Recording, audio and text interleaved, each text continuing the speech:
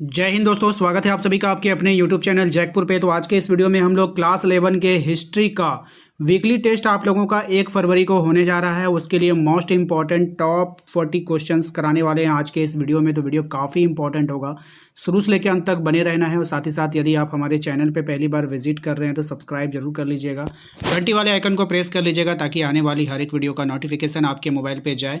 इसके अलावा यदि आप अपना प्रैक्टिस सेट लगाना चाहते हैं तो आप हमारे सेकंड चैनल पे विजिट कर सकते हैं, लिंक हमने डिस्क्रिप्शन में डाल रखा है, वहाँ से जाकर जरूर ज्वाइन कर लीजिएगा। या नहीं तो आप हमारे व्हाट्सएप ग्रुप को ज्वाइन कीजिए, वहाँ से आपको बहुत हेल्प मिलेगी। व्हाट्सएप ग्रुप का लिंक आपको डिस्क्रिप्शन में मिल जाएगा, या नहीं तो दिए गए नंबर पर भी संपर्क कर सकते हैं। तो देखिए, आप लोगों का सिलेबस कंप्लीट कर दिया गया है। कंप्लीट सिलेबस से आप लोगों का वीकली टेस्ट होने जा रहा है। पहली बार ऐसा वीकली टेस्ट होगा आप लोगों का 1 फरवरी को। याद रखिएगा, 1 फरवरी को पहली बार ऐसा वीकली टेस्ट होगा जिसमें आप लोगों का टोटल सिलेबस से क्वेश्चन पूछा जाएगा। तो कंबाइंड क्वेश्चन होगा, मिक्स क्वेश्चन आएगा, हर एक चैप्टर से आपसे पूछा जाएगा। तो आप लोगों का सिलेबस अब कंप्लीट हो गया according to the jack board, ठीक है। तो इसलिए ऑल ओवर क्वेश्चन आपसे मिला के पूछेगा, इसलिए पूरा चैप्टर पढ़ के जाना है। चलिए, सबसे पहला सवाल आपके स्क्रीन पर आ चुका है। इतिहास का पिता किसे माना जाता है? ऑप्शन आपके पास है, अरस्तु है, हेरोडोटस है, हिकेट्स है, कॉपरनिकस है। अब आप लोगों को करना क्या है, यहाँ पे आंसर हमसे पहले कमेंट बॉक्स में फेंक देना है, ठीक है। उसके बाद जब हम बताएंगे तो हमारे आंसर को अपने आंसर से मिलान करना है, और लास्ट में आपको बताना है कि 40 में से आपने कुल कितना सही किया है। तो इतिहास का पिता किसे माना जाता है? तो इतिहास का पिता माना जाता है हेरोडोटस को, ठीक है। अब देखो, पिताजी होते हैं ना, हर बच्चे का क्या होते हैं? हीरो होते हैं। पिताजी क्या होते हैं? हर बच्चों का हीरो होते हैं, है ना। हर बच्चों का उसका जो फादर होता है वही हीरो होता है, ठीक है। तो हीरो से हेरोडोटस याद रहेगा आपको। ऑप्शन बी हमारा यहाँ पे करेक्ट आंसर हो जाएगा। अगले सवाल पे आते हैं। अगला सवाल है, मेसोपोटामिया की इन दो नदियों के बीच की भूमि है? दजला हाबुल, दजला फरात, फरात हजरत, हाबुल फरात। तो दजला और फरात, ऑप्शन नंबर बी हमारा यहाँ पे राइट आंसर हो जाएगा। तो मेसोपोटामिया जो था वो दजला और फरात के बीच की दो नदियों के बीच की भूमि है। अगले सवाल पे आते हैं। हजरत मोहम्मद साहब का जो जन्म था वो कब हुआ था? तो यहाँ पे ऑप्शंस आपके पास है, राइट आंसर हो जाएगा 570 ईस्वी में। ऑप्शन नंबर सी हमारा यहाँ पे राइट आंसर हो जाएगा। अगले सवाल पे आते हैं। सामंतवाद में समाज कितने वर्गों में विभक्त था? तो सामंतवाद में जो समाज था वो 2, 3, 4 या फिर 5 भागों में विभक्त था। तो सामंतवाद में जो समाज विभक्त था वो था 3 भागों में। कितने भागों में विभक्त था? 3 वर्गों में विभक्त था। अगले सवाल में आते हैं। क्वेश्चन नंबर 5 में कहा जा रहा है, किसने ईसाई धर्म को रोम का राष्ट्र धर्म बना दिया था? तो किसने ईसाई धर्म को रोम का राष्ट्र धर्म बना दिया था? तो कॉन्स्टेंटाइन ने। ऑप्शन नंबर सी हमारे यहाँ पे करेक्ट आंसर हो जाएगा। अगले सवाल पे आते हैं। क्वेश्चन नंबर 6 में, मेसोपोटामिया सभ्यता की प्रथम ज्ञात लिपि कौन सी थी? तो मेसोपोटामिया सभ्यता की प्रथम ज्ञात लिपि जो थी वो थी क्लाक्षर लिपि। कौन थी? क्लाक्षर लिपि थी। ऑप्शन नंबर सी हमारे यहाँ पे करेक्ट आंसर हो जाएगा। अगले सवाल पे आते हैं। क्वेश्चन नंबर 7 में, लॉर्ड के घर को क्या कहा जाता था? लॉर्ड के घर को क्या कहा जाता था? तो मेनर। क्या कहा जाता था? मेनर कहा जाता था। ऑप्शन बी हमारा यहाँ पे करेक्ट आंसर हो जाएगा।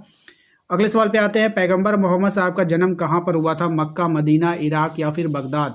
राइट आंसर हो जाएगा इसका ऑप्शन नंबर ए, मक्का में, ठीक है। ऑप्शन नंबर ए इसका करेक्ट आंसर हो जाएगा। नेक्स्ट है, उर नगर कहाँ पर था? अब ये जो उर नगर है वो कहाँ पर था बतानी है आपको।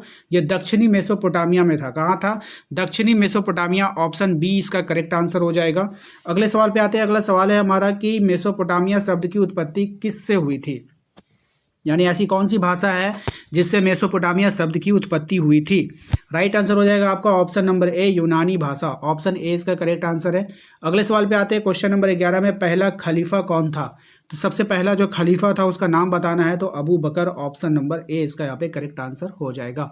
अगले सवाल पे आते हैं। क्वेश्चन नंबर 12 पे, मध्यकालीन यूरोप समाज में पादरी किस वर्ग के अंतर्गत आते थे? तो यहाँ पर जो पादरी आते थे वो आते थे प्रथम वर्ग में आते थे। ऑप्शन नंबर ए इसका करेक्ट आंसर हो जाएगा। क्वेश्चन नंबर आते हैं 13 पे। कहा जा रहा है, रेनेसा शब्द किस भाषा से लिया गया है? तो अब ये जो रेनेसा शब्द है ये लिया गया है आपका फ्रांसीसी भाषा से। ऑप्शन ए इसका यहाँ पे सही जवाब हो जाएगा। अगले सवाल पे आते हैं। क्वेश्चन नंबर 14 में, किसे धातु कर्म में क्रांति लाने का श्रेय दिया जाता है? तो किसे दिया जाता है? तो ये दिया जाता है अब्राहम डर्बी को। ऑप्शन नंबर सी इसका यहाँ पे करेक्ट आंसर होगा।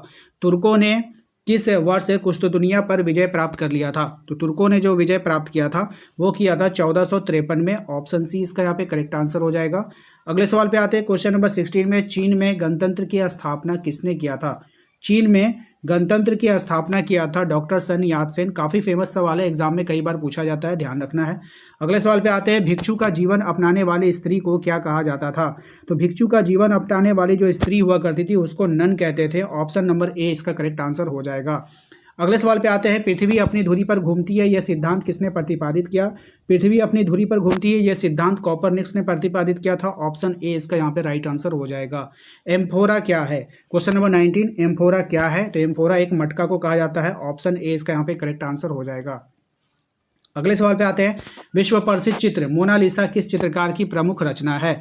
अब ये जो मोनालिसा है वो किस चित्रकार की रचना है? तो लियोनार्डो दा विंची की रचना है। ऑप्शन सी इसका यहाँ पे राइट आंसर होगा। दी पाइटा किसकी कृति है?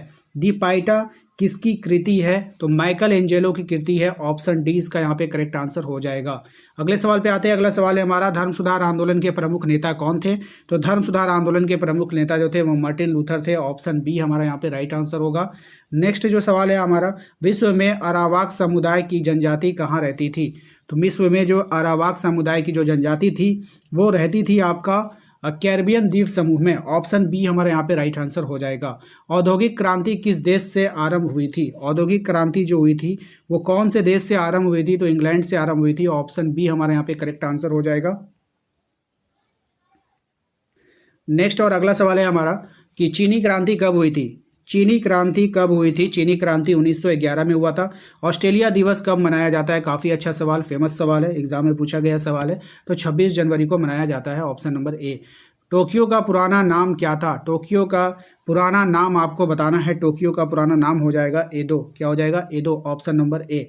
नेक्स्ट सवाल है क्वेश्चन नंबर 28 में, सर्वप्रथम राष्ट्रीय बैंक की स्थापना कहाँ हुई थी? सर्वप्रथम राष्ट्रीय बैंक की जो स्थापना की गई थी वो इंग्लैंड में की गई थी। ऑप्शन नंबर 20 का करेक्ट आंसर हो जाएगा। अगले सवाल पे आते हैं, क्वेश्चन नंबर 29 में कहा जा रहा है, मंगोलिया का राष्ट्रनायक किन्हें कहा जाता है? तो मंगोलिया का जो राष्ट्रनायक कहा जाता है चंगेज खान को कहा जाता है। Option number B. नेक्स्ट आते हैं अगले सवाल पे, निम्नलिखित में से किस नगर में वारका शीर्ष मिला है? तो कौन से नगर में वारका शीर्ष मिला है? तो उरुप में मिला है। ऑप्शन बी इसका यहाँ पे करेक्ट आंसर हो जाएगा। अगले सवाल पे आते हैं, क्वेश्चन नंबर 31 में कहा जा रहा है आपसे कि घटना के कालक्रम को क्या कहा जाता है? घटना के कालक्रम को क्या कहते हैं आपको बतानी है। तो इसको हम लोग कहते हैं इतिवृत्त। क्या बोलते हैं? इतिवृत्त बोलते हैं। रोमन साम्राज्य के प्रसिद्ध चिकित्सक कौन थे? काफ़ी अच्छा सवाल है और फेमस सवाल है ये। तो ये गैलन, किसको कहते हैं? गैलन कहा जाता है। नेक्स्ट आते हैं हम लोग अगले सवाल पे, दजला एवं फरात नदी किस समुद्र में गिरती है? तो दजला और फरात नदी जो गिरती है वो फारस की खाड़ी में गिरती है। ऑप्शन नंबर बी इसका यहाँ पे करेक्ट आंसर हो जाएगा। नेक्स्ट आते हैं अगले सवाल पे, अगला सवाल है हमारा कि अमेरिका ने किस वर्ष जापान पर परमाणु बम गिरा दिया था? तो अमेरिका ने किस वर्ष जापान पर परमाणु बम गिराया था? तो वो गिराया था 1945 में। ऑप्शन डी इसका करेक्ट आंसर हो जाएगा। दूरबीन का आविष्कार किसने किया था? दूरबीन का आविष्कार किसने किया था? तो दूरबीन का आविष्कार किया था गैलीलियो ने। ऑप्शन सी इसका यहाँ पे राइट आंसर हो जाएगा। नेक्स्ट है हमारा अगला सवाल कि जिस काल की कुछ लिखित जानकारी नहीं है उसे क्या कहा जाता है? तो जिस काल की कोई लिखित जानकारी नहीं होती है उसे प्राग ऐतिहासिक काल कहते हैं। ऑप्शन ए इसका यहाँ पे करेक्ट आंसर हो जाएगा। अगला सवाल है हमारा, मानव के उद्भव विकास से संबंधित सिद्धांत का प्रतिपादन किसने किया था? तो इसका जो प्रतिपादन किया था वो किया था चार्ल्स डार्विन ने। ऑप्शन सी इसका यहाँ पे राइट आंसर होगा। सोसाइटी ऑफ जीसस की स्थापना किसने किया था? सोसाइटी ऑफ जीसस की जो स्थापना किया था वो किया था आपका संत इग्नियस लियोलो ने। ठीक है, ऑप्शन नंबर सी इसका राइट आंसर हो जाएगा। नेक्स्ट अगला सवाल है हमारा 39 पे आइए, किस देश का एक नाम पेड़ के नाम पर रखा गया है? किस देश का एक नाम पेड़ के नाम पर रखा गया है? तो ब्राज़ील का नाम जो है एक पेड़ के नाम पर रखा गया है। अगला सवाल है हमारा, इस्लाम में हिजरी किस घटना को कहा जाता है? तो इस्लाम में हिजरी कहा जाता है पैगंबर मोहम्मद साहब के मक्का से मदीना जाने का जो है इसको हम लोग क्या बोलते हैं? हिजरी बोलते हैं। तो ये था आप लोगों का टॉप 40 सवाल जो कि आप लोग के प्रीवियस ईयर में आए हुए सवाल हैं और यही सवाल आपके वीकली टेस्ट में भी बनने के पूरे चांसेस है और फाइनल एग्जाम में यहाँ से लिख लीजिए 10 क्वेश्चन आपके एग्जाम में देखने को मिलेगा फाइनल एग्जाम में, कन्फर्म है। तो इसको पूरा कम से कम 3 बार इसका प्रैक्टिस कीजिए। जिसका एक बार में 40 मार्क्स आ जाता है, 40/40 जिसका एक बार में आता है तो उसका बहुत ही अच्छा है, डन। ठीक है, जिसका 35 आ रहा है या फिर 35 से कम आ रहा है तो वो उसको कम से कम 3 बार देखे। ठीक है, जिसका 20 नंबर आ रहा है, 20 से 25 के बीच आ रहा है तो वो कम से कम 3 से 4 बार इस वीडियोस को देखें। जब तक, मेरे कहने का मतलब है, जब तक आपका 40/40 सही ना हो जाए, हमसे पहले आप आंसर ना कर पा रहे हो, तब तक इस वीडियोस को आपको देखते जाना है, क्योंकि सभी सवाल सिलेक्टेड हैं। 2023 के बोर्ड एग्जाम में ये सवाल पूछा गया सवाल है, आपके फाइनल एग्जाम का ये सारा सवाल था, कोई इधर उधर का सवाल नहीं था। ठीक है, आशा करते हैं कि आप लोगों को आज का ये वीडियो पसंद आया होगा। ज़्यादा नहीं, 100 लाइक का टारगेट रखें, सब लोग इसको लाइक करके पूरा कर दीजिए। वीडियो को शेयर कर दीजिए अपने दोस्तों के साथ। कमेंट बॉक्स में प्यारा सा कमेंट करना बिल्कुल भी ना भूलें। मिलते हैं नेक्स्ट अगले वीडियो में। Thank you.